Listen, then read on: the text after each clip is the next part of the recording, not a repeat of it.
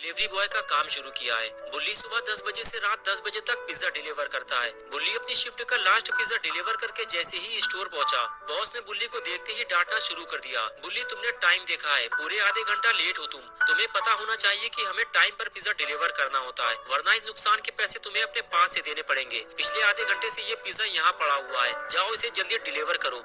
बुल्ली बोला, बॉस मैं अपनी शिफ्ट का लास्ट पिज्जा डिलीवर कर चुका हूँ, 10 बजे मेरी छुट्टी हो चुकी है, मैं अब घर जा रहा हूँ। बॉस ने कहा, बुल्ली ये ऑर्डर 10 बजे से पहले का है और इसे डिलीवर करना तुम्हारी जिम्मेदारी है। और एक बात कान खोलकर सुन लो बुल्ली, अगर तुम्हें यहाँ काम करना है तो मेरी बात माननी पड़ेगी, वरना अपना हिसाब किताब करो और चलते बनो यहाँ से। आया कुछ समझ में तुम्हारे? बेचारा बुल्ली अब कुछ कर भी नहीं सकता, उसे ये पिज्जा डिलीवर करना ही होगा, वरना उसकी जॉब चली जाएगी। बॉस ने बुल्ली का सारा मूड खराब कर दिया है। बुल्ली ने सोचा था कि अब वो सीधे घर जाएगा और गुल्ली और शॉन के साथ मस्ती करेगा, लेकिन ऐसा नहीं हो पाया। बुल्ली स्कूटर लेकर वहां से निकलने ही वाला था कि तभी बुल्ली को पीछे से किसी ने आवाज दी।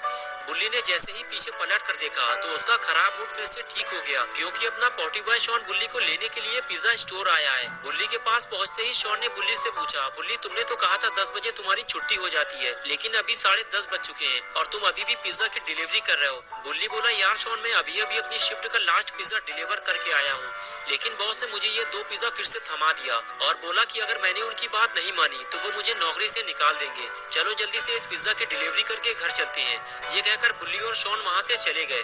रास्ते में शॉन ने कहा, बुल्ली मैं भी तुम्हारे साथ काम करना चाहता हूँ, मेरे लिए अपने बॉस से बात करना।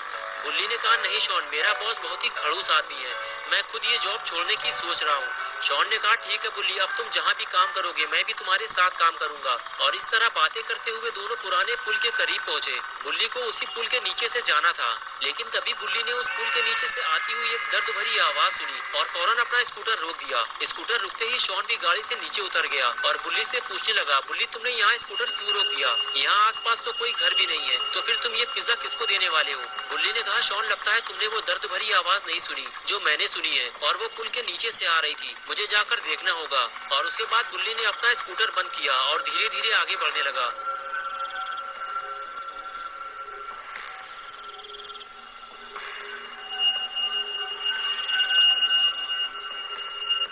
शॉन ने बुल्ली से कहा, रुक जाओ बुल्ली, आगे मत जाना, मुझे वहाँ कुछ गड़बड़ लग रही है, मुझे तो ये समझ में नहीं आ रहा कि वहाँ इतना अंधेरा क्यों है। बुल्ली बोला, चुप हो जाओ शॉन, उस पुल के नीचे कोई है, चिल्लाओ मत वरना लेने के देने पड़ जाएंगे। शॉन बोला, मुझे लगता है वहाँ की लाइटें किसी ने जानबूझकर बंद की हैं।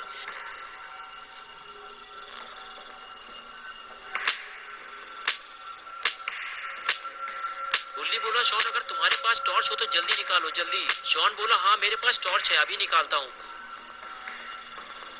बुल्ली, ये रही टॉर्च, बताओ अब इसका क्या करना है? बुल्ली बोला, टॉर्च सामने मारो शॉन, वहाँ पे कोई खड़ा हुआ है। शॉन ने जैसे ही टॉर्च मारी दोनों के होश उड़ गए।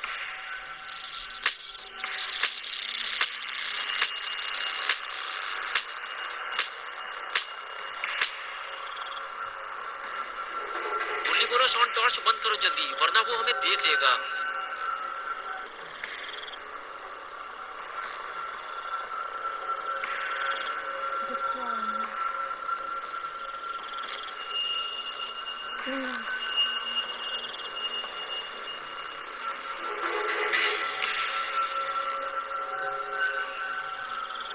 खूनी पी के वहां से जाते ही बुल्ली ने शॉन से कहा, शॉन कूदो जल्दी और निकलो यहाँ से। एक एक करके दोनों नीचे कूदे और वहां से जाने लगे। दोनों को इस बात का डर था कि खूनी पी कभी भी वापस आ सकता है, लेकिन तभी चलते चलते अचानक शॉन रुक गया और टॉर्च मार के कुछ देखने लगा। शॉन के सामने खून से सनी हुई एक बोरी पड़ी थी और उसके अंदर जो भी था वो अब मर चुका था। तभी चलते चलते बुल्ली ने पीछे मुड़कर देखा तो शॉन उससे काफी दूर खड़ा था। बुल्ली बोला, शॉन वहाँ क्या कर रहे हो तुम, तुम्हारा दिमाग तो ठीक है ना? शॉन बोला, बुल्ली खूनी पिग ने किसी को बोरी में बंद करके मार दिया है, हमें जल्दी घर वापस चलना चाहिए। बुल्ली ने कहा, शॉन हम वापस घर नहीं जा सकते, आज की रात हमें कहीं और गुजारनी पड़ेगी, सुबह होते ही हम यहाँ से निकल जाएंगे। कुछ दूर चलने के बाद बुल्ली और शॉन को एक घर दिखाई दिया जो कि काफी बड़ा था। उस घर की लाइट भी चालू थी, यानी कि उस घर में कोई न कोई तो रहता जरूर होगा। शॉन ने बुल्ली से कहा, बुल्ली हमारी जान बच सकती है अगर आज की रात हमें इस घर में रुकने का मौका मिल जाए तो।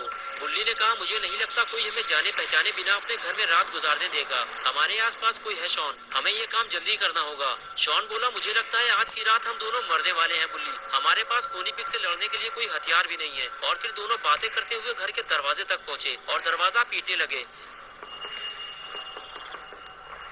काफी देर बाद भी जब किसी ने दरवाजा नहीं खोला तो बुल्ली ने शॉन से कहा, मुझे नहीं लगता शॉन को इतनी रात में हमारे लिए अपने घर का दरवाजा खोलेगा। हमें रात गुजारने के लिए कोई और जगह ढूंढनी होगी। लेकिन तभी अचानक से घर का दरवाजा खुलता है और वो आदमी जिसने दरवाजा खोला था बुल्ली और शॉन पे भड़कने लगता है। कौन हो तुम लोग और क्यों दरवाजा पीट पीट कर तोड़े डाल रहे हो? बुल्ली ने कहा, माफ